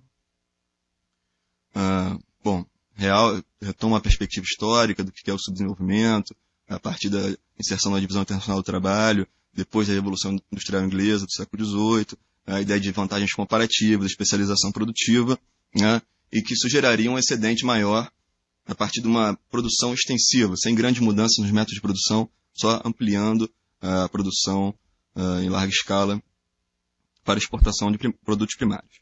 Tá certo? Então, isso aí seria uma ampliação do excedente, e esse excedente apropriado localmente geraria uma diversificação dos padrões de consumo. Os padrões de consumo seriam diversificados a partir desse excedente. Então, isso é o que ele chama de modernização. Como o Plínio destacou, a peça central na obra do Furtado, a ideia de que a modernização seria, resumidamente, o quê? Diversificação dos padrões de consumo sem diversificação do sistema produtivo. Isso é, consomem coisas que não são produzidas internamente. As coisas consumidas são importadas. Tá certo? Então, e sem que haja um desenvolvimento próprio nesse sentido das forças produtivas. Bom, isso aí é o essencial da dependência tecnológica. vai guiar os padrões de consumo a partir de algo que não pode ser produzido internamente. Então, essa dependência tecnológica será a ideia de que a industrialização poderia resolver essa dependência tecnológica, que está presente na CEPAL dos anos 50, muito subsidiou o processo de substituição de importações. Né? A industrialização por substituição de importações, ela é, na verdade, uma tentativa de romper com a dependência tecnológica. Mas, na verdade, o que o Furtado vai analisar nesse período, em 74, fazendo uma reflexão sobre o que foi, e vai dizer, bom, na verdade, a substituição de importações só fez aprofundar a dependência, porque, guiando o sistema industrial a partir de produtos gerados no exterior, os métodos produtivos adotados também terão de ser iguais aos adotados no exterior. Isso quer dizer o quê? Que a dependência tecnológica se aprofunda para os processos produtivos, para os métodos produtivos, para os meios de produção. Então, é um aprofundamento da dependência, a partir da industrialização. Isso aí, na verdade, configuraria o quê? Uma dependência cultural. Por quê?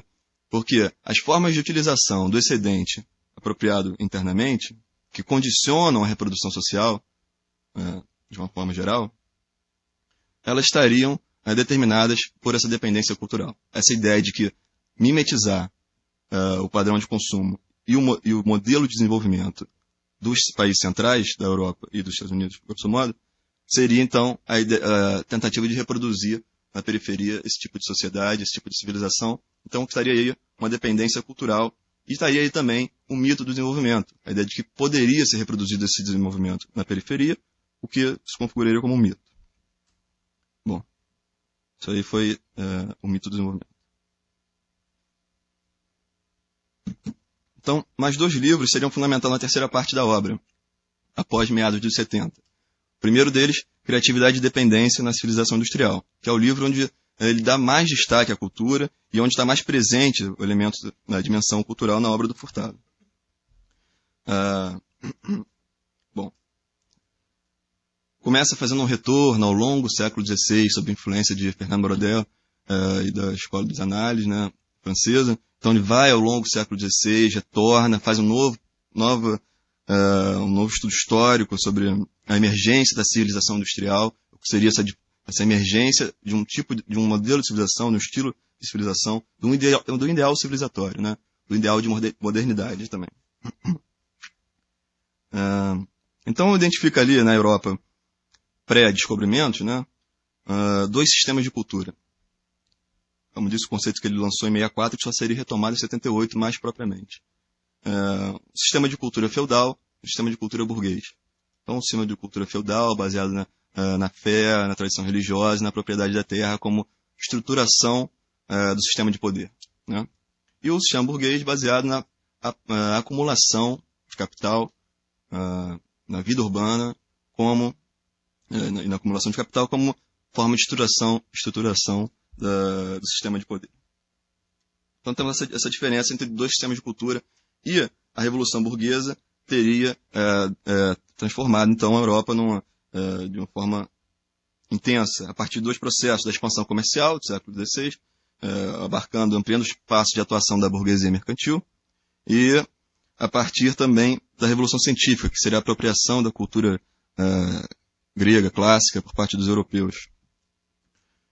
Bom, isso aí, nesse marco histórico, se concretizaria a Revolução Burguesa, um processo multissecular, né? Não algo definido precisamente no tema, mas um processo multissecular que, na verdade, alcançaria o seu ápice com a Revolução Industrial Inglesa e a aplicação plena do excedente, do capital acumulado na produção, no sistema produtivo e na revolução das técnicas de produção.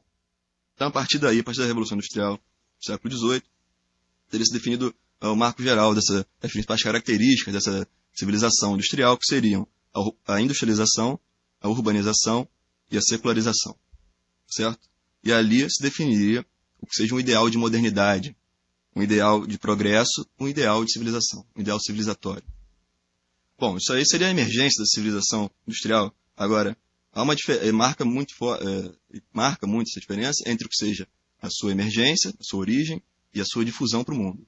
Certo? Então, ela nasce nesse contexto e se difunde ao mundo em forma de dominação. Em forma de dominação dos europeus sobre o restante do mundo.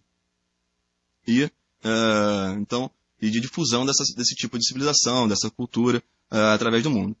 Então, o que caracterizaria o subdesenvolvimento especificamente? Caracteriza o subdesenvolvimento o que ele chamou de acesso indireto à civilização industrial. O que seria o acesso indireto à civilização industrial? Seria exatamente essa inserção na divisão internacional do trabalho, a partir do primário exportador, que produz com as mesmas técnicas, em grande escala, e que se moderniza a partir da importação de padrões de consumo estrangeiros. Então, essa ideia de que o acesso indireto seria via compra desse monumental de coisas tecnológicas que vamos comprando e que vamos mudando nosso sistema industrial em função dessas coisas que nos chegam, né? Então, esse seria o acesso indireto.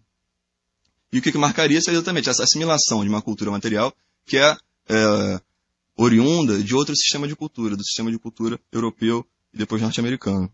Certo? Então, a partir da assimilação dessa cultura material, estaríamos assimilando também a cultura não material, os valores ideológicos desta civilização.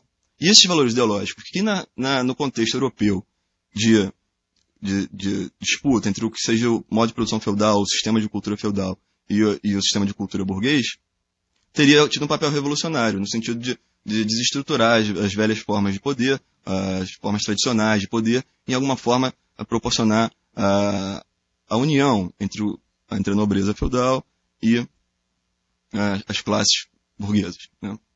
Então, uma associação entre elas, gerando, e com a hegemonia burguesa, seria o que caracteriza essa revolução burguesa, tendo na acumulação a fonte de legitimação do poder. Tá certo? Então, isso aí, ao ser difundido para os países periféricos, não encontraria algo similar. Ela encontraria, na verdade, esses valores ideológicos, o liberalismo, o individualismo, marcariam, então, na verdade, um reforço das estruturas tradicionais de poder na periferia. As estruturas tradicionais de poder na periferia estavam inseridas já num contexto de expansão comercial. Então, portanto, são elites, né, como eles chamam realmente elite, essas elites dirigentes já teriam a sua forma de poder pautada pela acumulação de capital. Então, encontrariam na burguesia internacional, nas elites internacionais, um parceiro, um associado, uma ligação forte que manteria a sua dominação interna. Ou seja, o que na Europa foi ligação entre nobreza feudal e burguesia, na periferia é ligação entre burguesia e burguesia internacional. O ponto de apoio, então, é externo. Então, não seria, na verdade, esses valores ideológicos seriam, na verdade, um reforço da estrutura tradicional de dominação e permitiriam a difusão da civilização industrial nos marcos da dependência, né? Então, o Furtado vai reivindicar o quê? A criatividade na utilização do excedente. Que é não pautar o excedente, a utilização desse excedente, elemento fundamental na reprodução social, pelo que foi feito na Europa ou nos Estados Unidos. Porque ao pautar, você limita as suas possibilidades de utilização do excedente, você limita a sua criatividade. A criatividade como uma possibilidade, né, de utilização do excedente. Então chegamos ao último momento de grande relevância da cultura na obra dele, que é em 84, Cultura e Desenvolvimento em Época de Crise, onde ele vai lançar a ideia de desenvolvimento endógeno.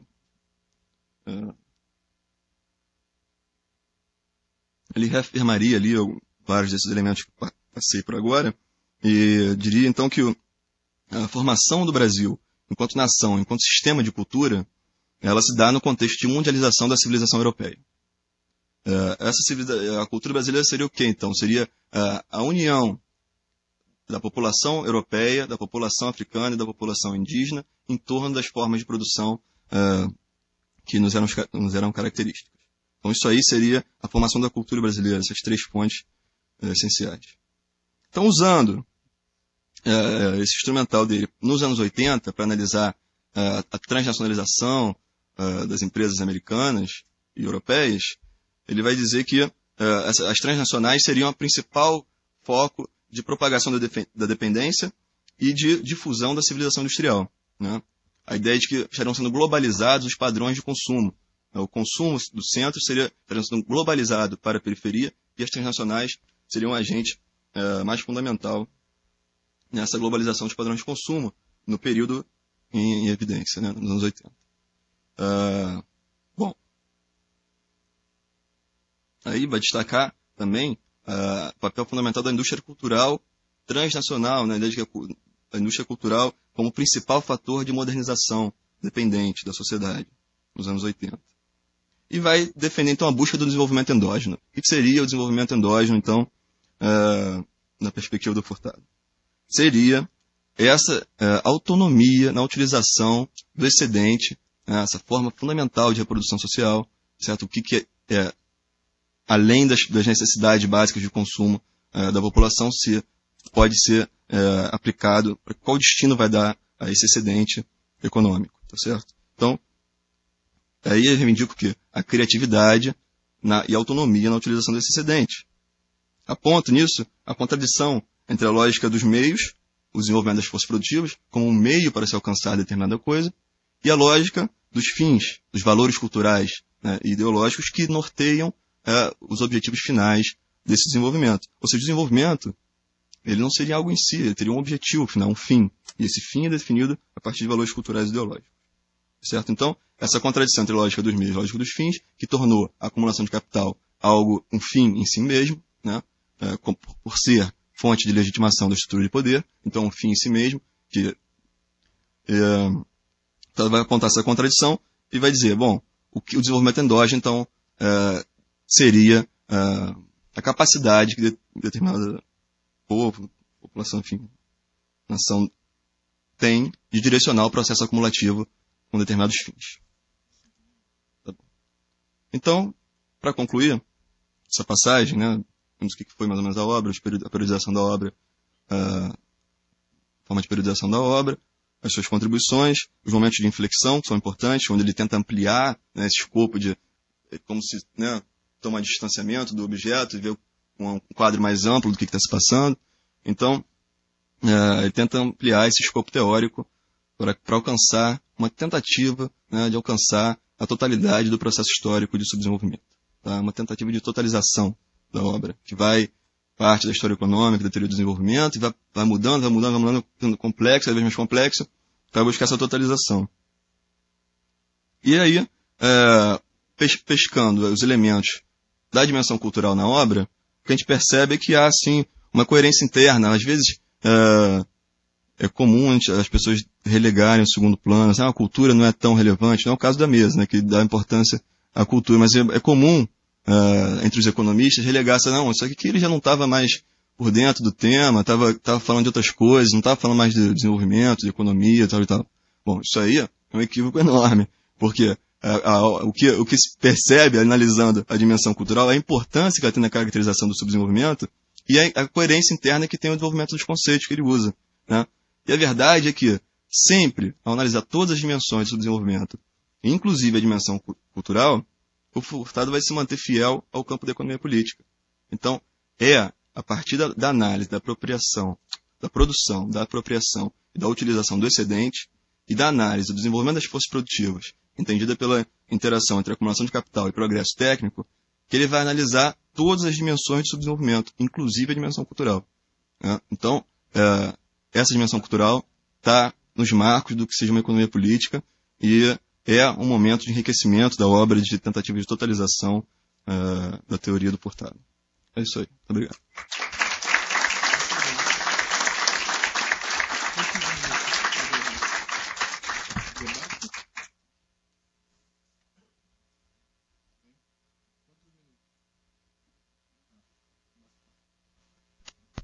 Tá bom, então vamos uns 15 minutos para o debate, então vamos abrir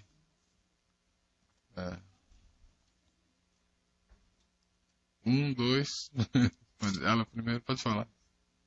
Não sei se tem microfone para gravar, como é que funciona isso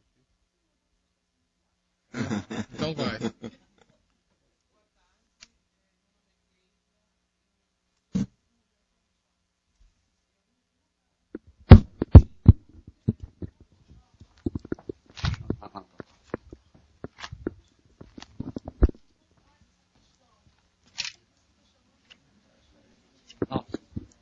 Alguém para passar o microfone?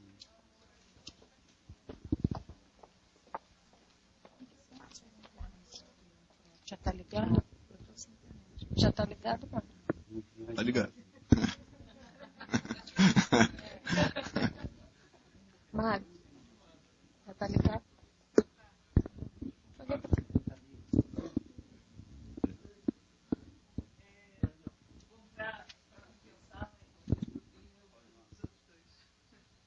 Eu sou Maria Malta. Eu sou Maria Malta, pesquisadora do Laboratório de Estudos Marxistas, trabalho com o Bruno. Eu achei muito interessante, e acho que tem alguma ligação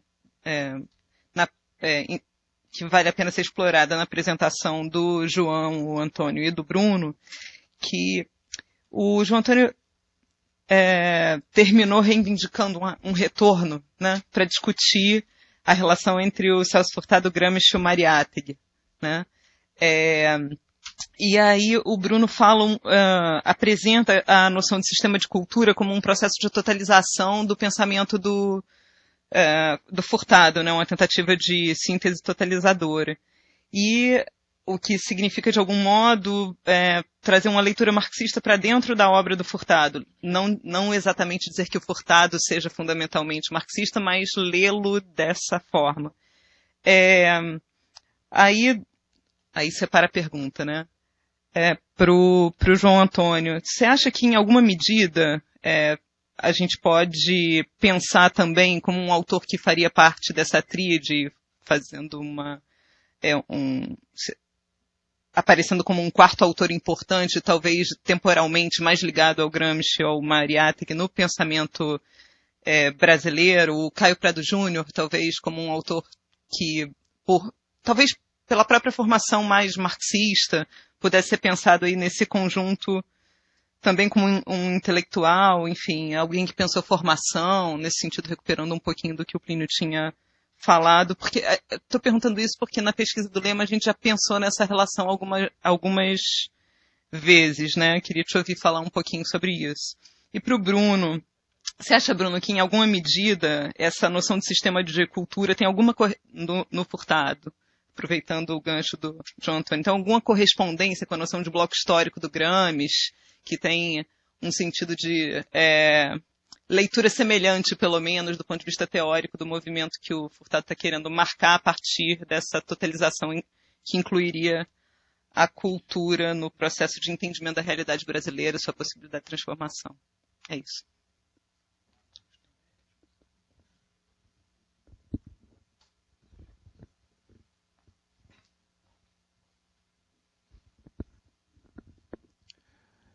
Marcos Dantas, da Escola de Comunicação da UFRJ.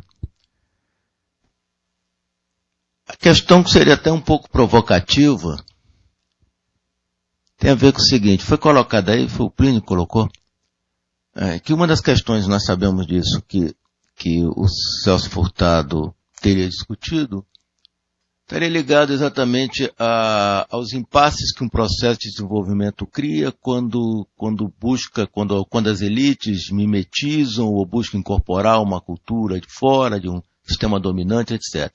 E a provocação que eu faria seria o seguinte, como é que se poderia responder a isto se pensamos em casos, por exemplo, como o Japão e mais ainda a Coreia, que a Coreia seguramente há 30 anos atrás ou 40 anos atrás, se alguém me dissesse que eu ia comprar um carro coreano ou uma televisão coreana, eu ia dar uma gargalhada, entende? E que, reproduzindo determinados padrões de cultura, acabam fazendo um desenvolvimento que hoje se torna líder nessa mesma cultura dos chamados países dominantes, essa mesma cultura europeia, americana, esse mesmo tipo de capitalismo saindo lá de trás.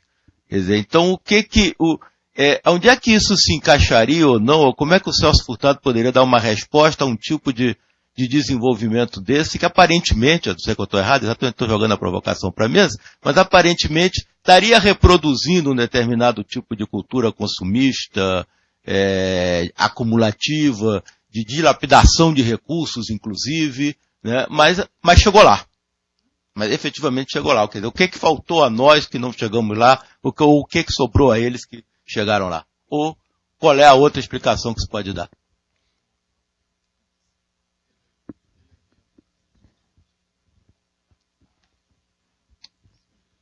Boa tarde a todos. Meu nome é Rodrigo Castelo. Também sou pesquisador do Laboratório de Estudos Marxistas, lá do Estudo de Economia da FRJ. Vou fazer uma pergunta para o professor Plínio e para o professor João Antônio de Paula. Para o Bruno, como ele já dialoga muito, a gente se resolve depois ali. Mas enfim, brincadeiras à parte. Plínio, The Economist, né, há pouco tempo atrás, né, que o Marx chamava da Bíblia da burguesia, assim, mostrou o Cristo do Redentor decolando, né? Então, Brasil takes off, né, que é a noção de desenvolvimento do Rostov, né, das 5 etapas. Acho que a decolagem é o segundo ou terceiro ponto lá do Rostov, os iniciais, né. Bom, a sua exposição foi um pouco em torno disso, né? Quer dizer, a decolagem seria a passagem do subdesenvolvimento para o desenvolvimento, coisa que o Furtado não via. O Furtado via isso como coisas sincrônicas, né? Ou melhor ainda, dizendo que o subdesenvolvimento é um produto do desenvolvimento capitalista na periferia, né? E hoje tem esse discurso fanista, não somente do governo, mas, né, dos aparelhos privados de hegemonia da burguesia internacional, de que o Brasil teria superado isso. Você de forma provocativa, colocou isso em debate. Poderia aprofundar algumas coisas, alguns debates e algumas análises sobre isso. Seria bacana aqui para a gente discutir. E para o professor João Antônio de Paula, que trouxe também o Gramsci, que a Baile começou e montou, fez uma exposição interessantíssima em cima desse conceito, para discutir o Brasil, e colocou o Furtado como um filósofo da praxis, né, com todas as mediações feitas para fazer isso, né. E lá o Gramsci fala que o proletariado deveria ter uma hegemonia nacional popular, mas esse popular com a hegemonia do proletariado. O Furtado, em várias obras, em especial na Dialética do Desenvolvimento, que é uma leitura que o Bruno faz, que é muito interessante, é um livro relegado na obra do Furtado, importantíssimo, onde ele traz, inclusive, não Gramsci, né, porque não estava publicado ainda, mas Lenin, que é a base de Gramsci, né, da filosofia da praxis, que é o debate do que fazer. Mas o Furtado sempre colocou, né, assim, fala do popular, mas não como povo, como o sujeito histórico que lideraria como dirigente os processos de transformações nacionais de democracia e de soberania nacional. Assim, o Furtado sempre coloca como uma inteligência comandando essa hegemonia nacional popular. Seria isso mesmo ou não? Consultei a mesa aqui. Eles vão responder. Agora tem 2 inscritos ainda, mas eles vão responder primeiro.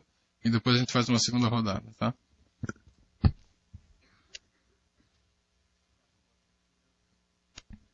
Pela minha conta, dá mais ou menos 40 segundos para cada questão.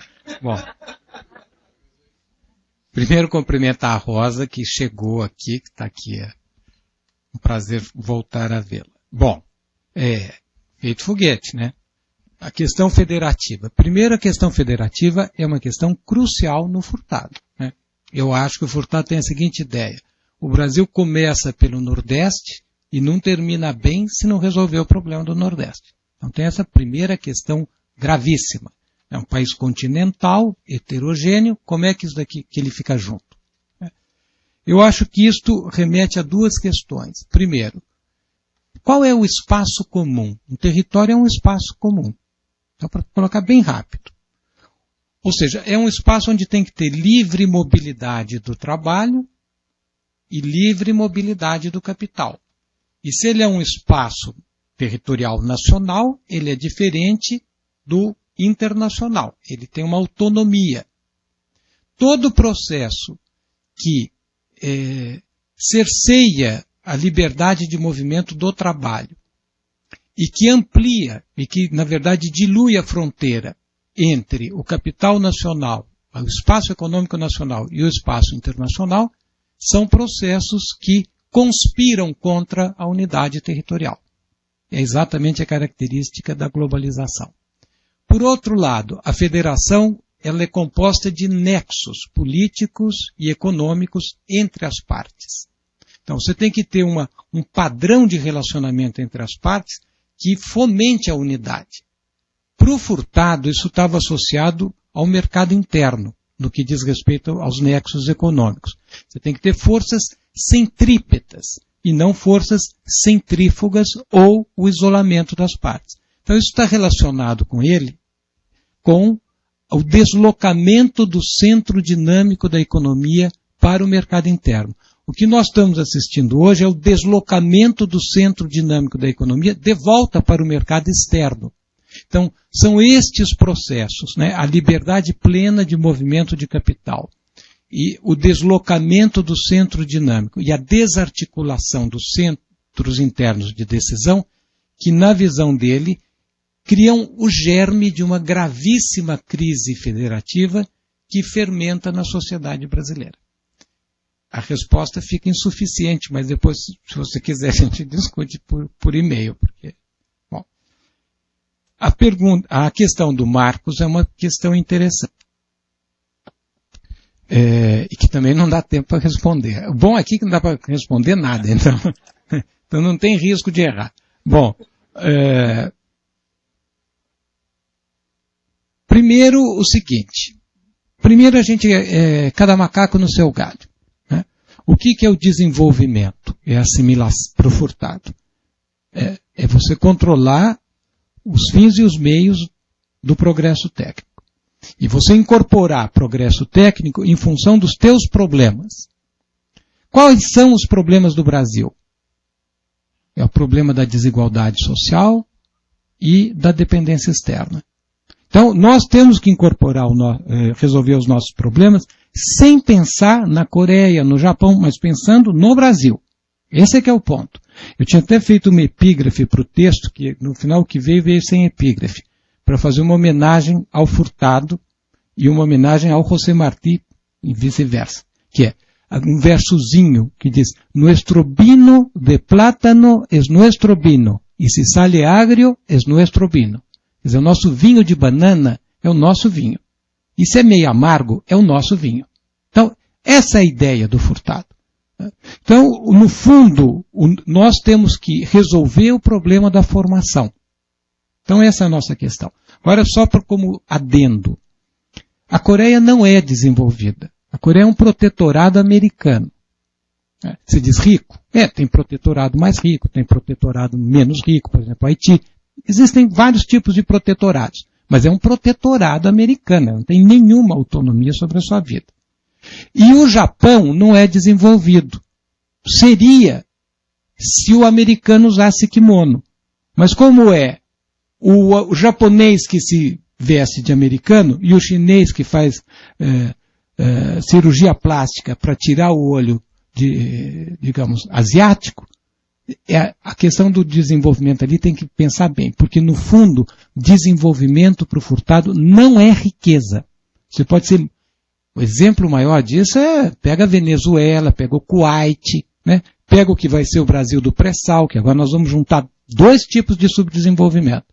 Então, de qualquer maneira, acho esse um debate excelente. Eu orientei uma tese lá na Unicamp para fazer uma espécie de até uma brincadeira com o Furtado. Era Furtado contra Furtado. Porque o Furtado chega a acenar com a ideia que a Coreia pode ser um caminho.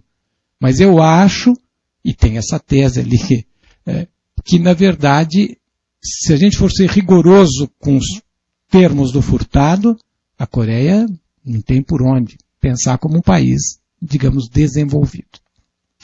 Por fim, tem a questão do castelo. A questão do castelo é complicadíssima também, não dá tempo. O que eu acho que é importante aqui é o seguinte: qual é a ideologia do subdesenvolvimento? Porque, como disse o João Antônio, você para dominar, não pode ser só na repressão. A melhor dominação é aquela que está dentro da gente. Né? O cara já acorda dominado. Ele está dominado e está feliz. Né? Ele está contente, ele está sem ver outro horizonte. Essa é a boa dominação.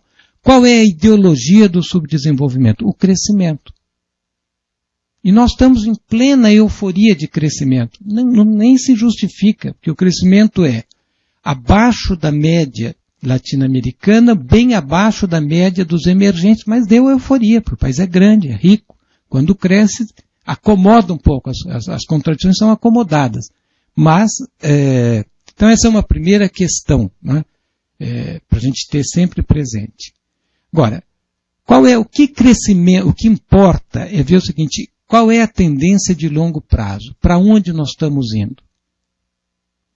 Se o Furtado tivesse vivo, ele escreveria um livro A Volta da Formação Econômica do Brasil?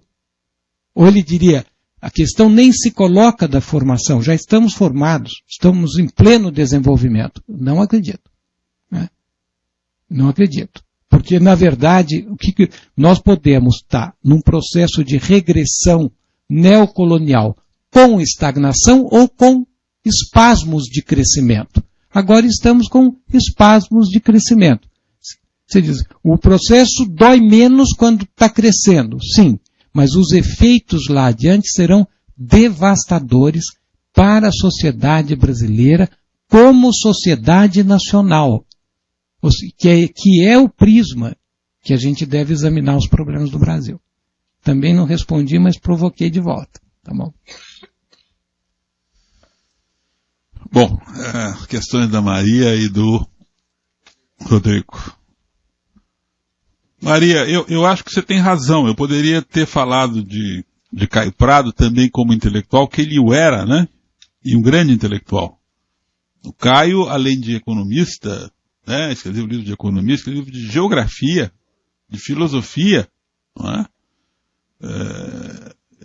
E além de tudo isso, um editor, né, importante. A Revista Brasiliense foi uma revista fundamental no debater as questões nacionais durante uma década, né, de 55 até o golpe de 64, anterior à revisitação da civilização brasileira, era o grande espaço do debate sobre os rumos do Brasil. Enfim, o Caio tem uma importância fundamental, poderia ser trazido aqui, eu não mencionei o Caio, mas eu tinha ele com certeza na cabeça quando pensei aquelas coisas. Mas a sua pergunta e a do Rodrigo me instigam mais a pensar o seguinte: as relações de Celso Furtado com o marxismo e com a ideia de revolução, com a revolução, né? Esse é o ponto.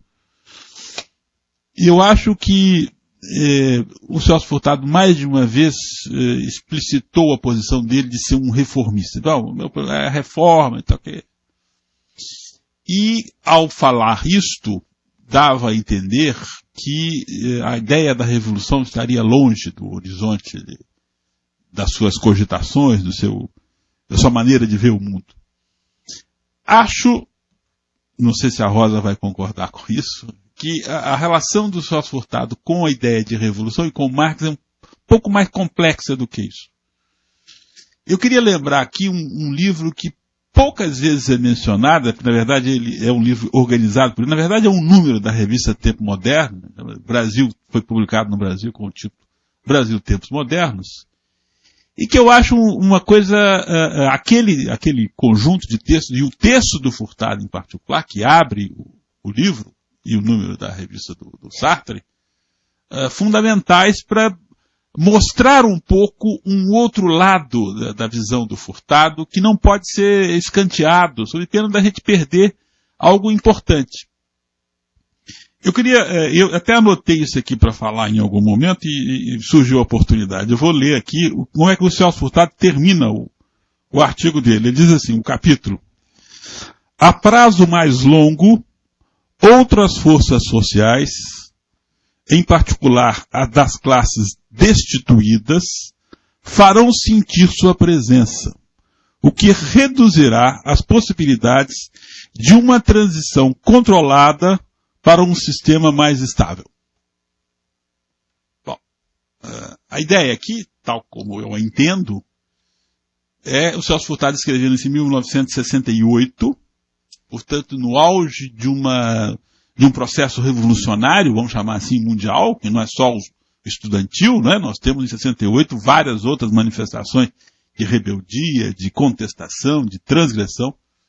Celso Furtado marcado por essa experiência e que anuncia claramente aqui a perspectiva da emergência de um setor que ainda não tinha sido sentido presente, dessas classes destituídas, que irão, de algum modo, impedir uma transição estabilizante da vida. No caso, aqui ele estava falando da ditadura militar.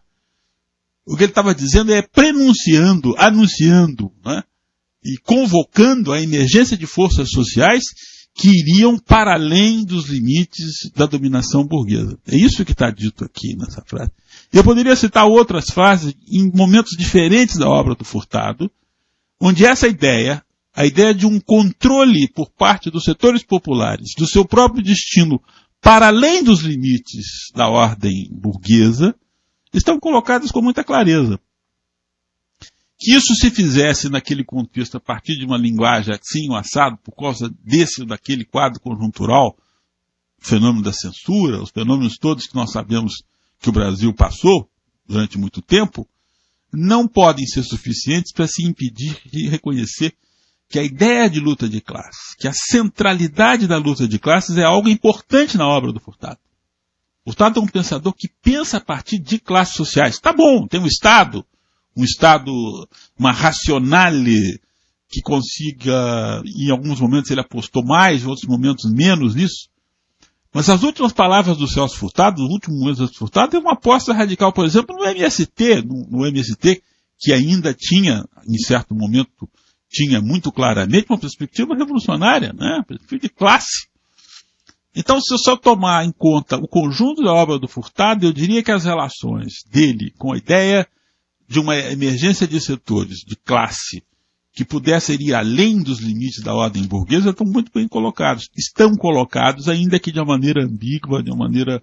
Ou seja, a ideia de reforma, sim, mas que não afastava a ideia de revolução. Né? Reforma e revolução talvez pudesse ser uma fórmula capaz de sintetizar o pensamento do Furtado. Pode ser que esse Furtado que eu estou dizendo aqui seja um pouco resultado da minha própria, uma leitura muito viesada, mas não creio. Eu tenho elementos para mostrar que está presente na obra dele também.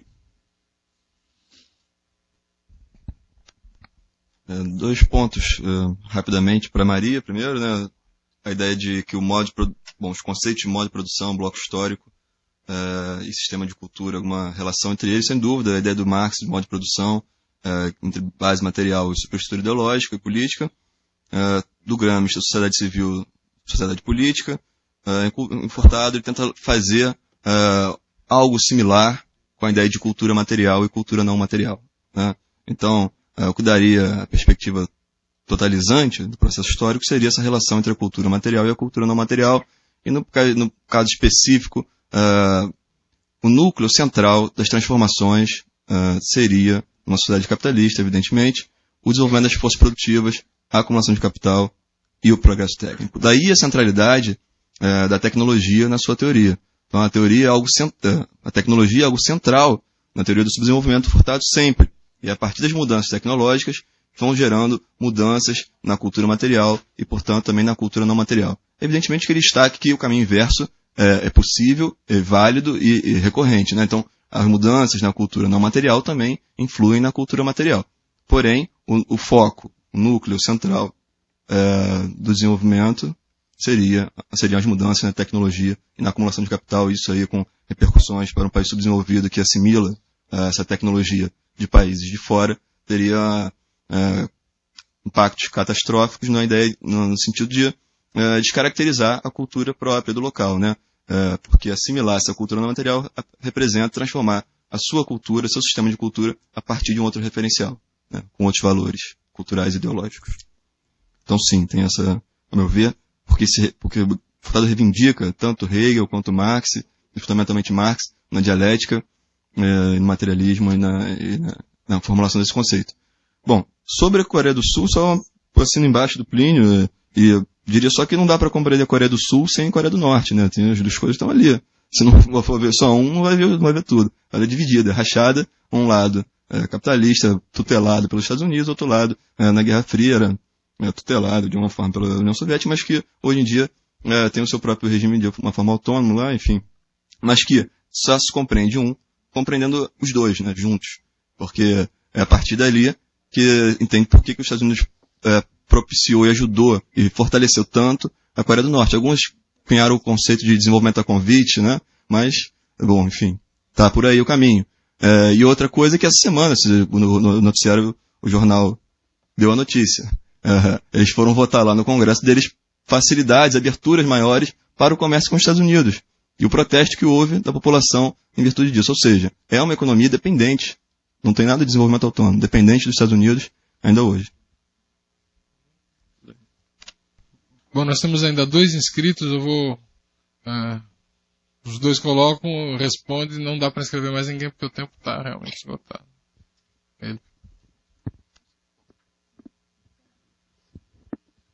Bom, boa tarde a todos. Meu nome é Marcos Arzua, eu sou economista e escritor. Eu queria parabenizar o Centro, né, e aos palestrantes pelo excelente evento. Queria fazer uma pergunta inspirada no Plínio, na verdade, que é uma pergunta marginal, que é mais dirigida ao João e ao Bruno. Eu queria lembrar que Celso Furtado é um magnífico escritor, né? Está falando sobre dimensões culturais. E queria lembrar que o Brasil tem uma tradição de escritores, que, em crônica principalmente, mas também em ficção. Eu digo Machado de Assis, Lima Barreto, Graciliano Ramos, Moacir Scliar, né? Se preocuparam com fenômenos econômicos especificamente, inflação, recessão, isso aparece na obra deles. Eu publiquei um livro de ensaio sobre isso, estou preparando os estudos para o segundo. A presença do Dr. Saturnino aqui não me deixa mentir, porque ele é ficcionista também, né? Muito obrigado. Queria lembrar que, enfim, autores, né, e grandes, extraordinários pensadores como Keynes tinham quase que uma obsessão por dramaturgia e ficção, né? Keynes chegou a reformar 2 teatros, um deles praticamente com o próprio dinheiro. Então eu queria lembrar que Celso Furtado também nos chegou e também foi tão assimilado, né, por quem tem pensamento crítico, por ter sido um magnífico escritor, né? E por a obra dele ter permanecido também nessa dimensão, do meu ponto de vista, né? Porque um grande ensaísta. E consta que Celso Furtado pensou seriamente em se tornar ficcionista.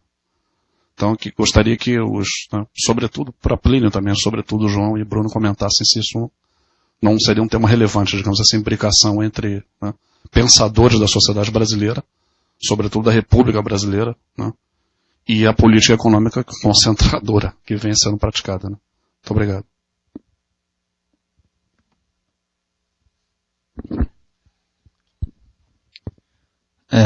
Boa tarde, meu nome é André Nepomuceno, sou sindicalista bancário lá de Brasília e também tenho um lado na universidade de teoria literária, participo de um grupo lá na UNB chama Literatura e Modernidade Periférica. E para resumir bem aqui, é um prazer estar aqui, a gente acompanha pelos comunicação do Centro e o Celso Furtado. Aqui é o lugar, talvez, um dos lugares mais privilegiados, né, central aí para a formação brasileira.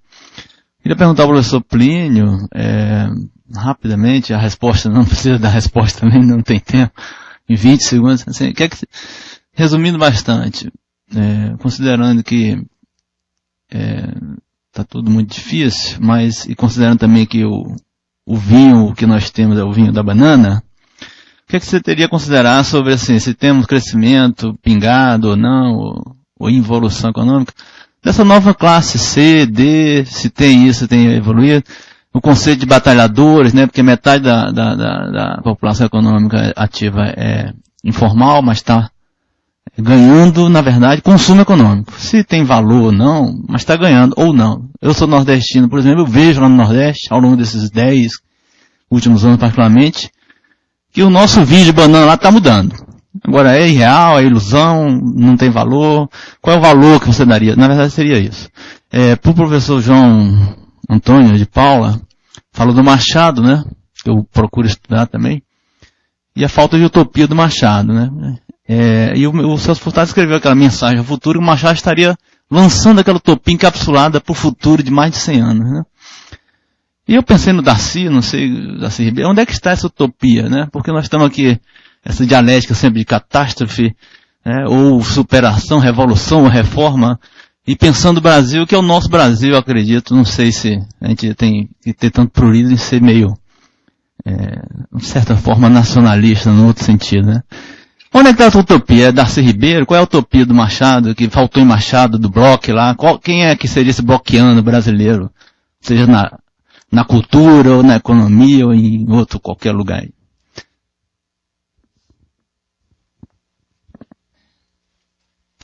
Então, rapidíssimo aqui. Eu vou pegar o pitaco da discussão Furtado e Marx, para discordar do João um pouco aqui. Eu acho que não, eu acho que o Furtado, ele escreve em contraposição à tradição do marxismo. Ele está o tempo inteiro dialogando com a direita, com a esquerda revolucionária, e ele propõe um caminho, digamos, que é dentro da ordem, né, dentro da ordem burguesa.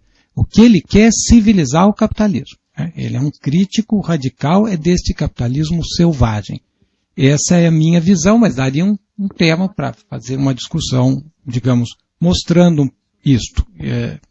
Mas metodologicamente, ideologicamente, eu acho que ele faz uma contraposição, o que não quer dizer que não seja um homem do campo das mudanças estruturais do Brasil. Bom, em relação ao Marcos, que a pergunta não veio para mim, vou só dar um pitaco, que é importante do Furtado, porque o Furtado é um intelectual público. Então ele tem que ser entendido. O que para nós economistas não é pouca coisa, porque a gente escreve de um jeito que ninguém entende, nem do outro departamento de economia, né? Porque só entende daquele mesmo departamento, né?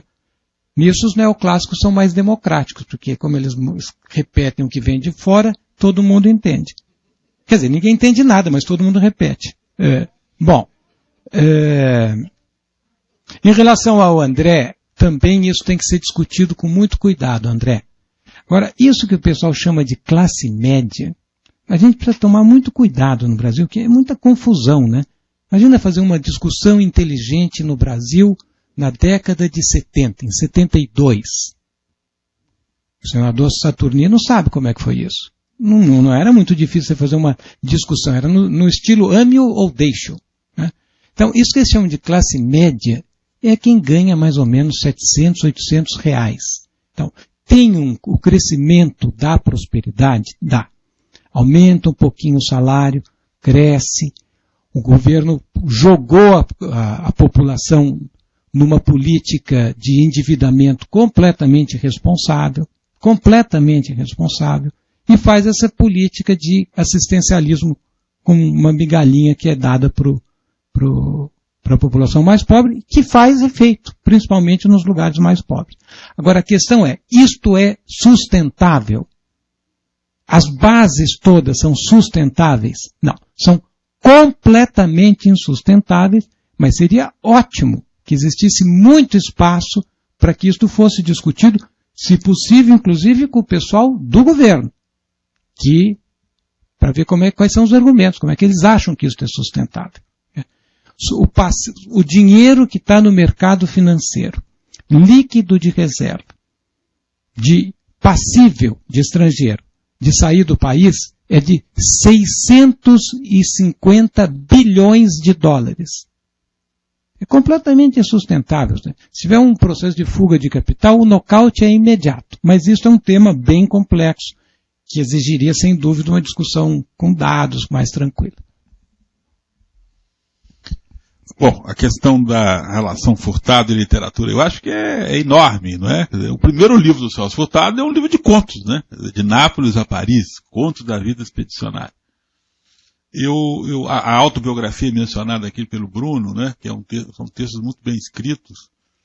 Eu escrevi em algum momento, em algum lugar aí, que eu achava importante chamar a atenção para o estilo de Celso Furtado. E eu faço uma comparação muito canhestra, como eu sou capaz de fazer nessas coisas, entre o estilo do Celso Furtado e o estilo do Graciliano Ramos. Eu acho que tem muito a ver, uma certa economia de meios, né? Uma certa força pelo menos, né? Você tira e ao tirar você dá mais força para o texto, né? Você suprime, né? Você contém. Isso é uma coisa muito furtadiana e muito do Graciliano também. Eu acho que você tem toda a razão. Eu tenho certeza, eu já li sobre isso, que o Celso Furtado tinha a intenção de escrever romance, escrever ficção. A Rosa pode confirmar isso ou não.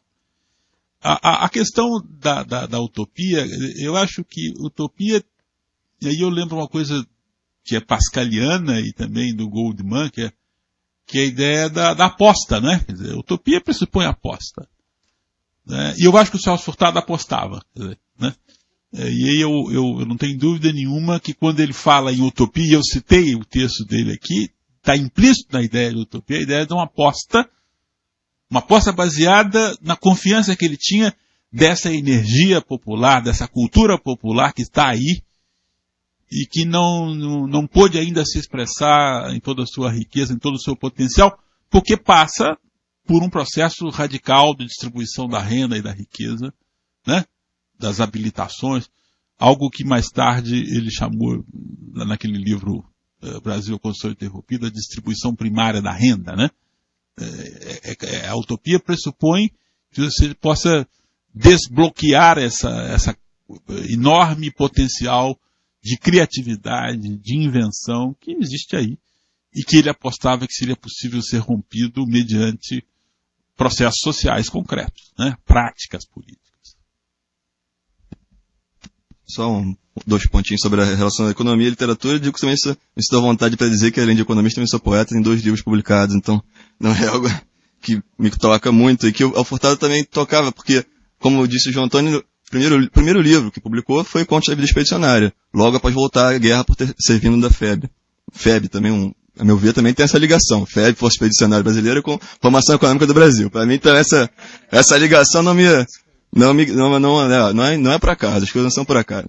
Então, essa relação é muito importante. E muito importante também o tino editorial de publicação dos livros, né? Porque publicava livros relativamente pequenos, mas com frequência constante. Então, publicou mais de 30 livros em 60 anos, então que dá um livro a cada 2 anos, mais ou menos. Então, é uma produção intensa, recorrente, que se reformula e que está sempre lançando algo novo. Então, isso aí é o tino editorial, tanto quanto a capacidade de escrita também.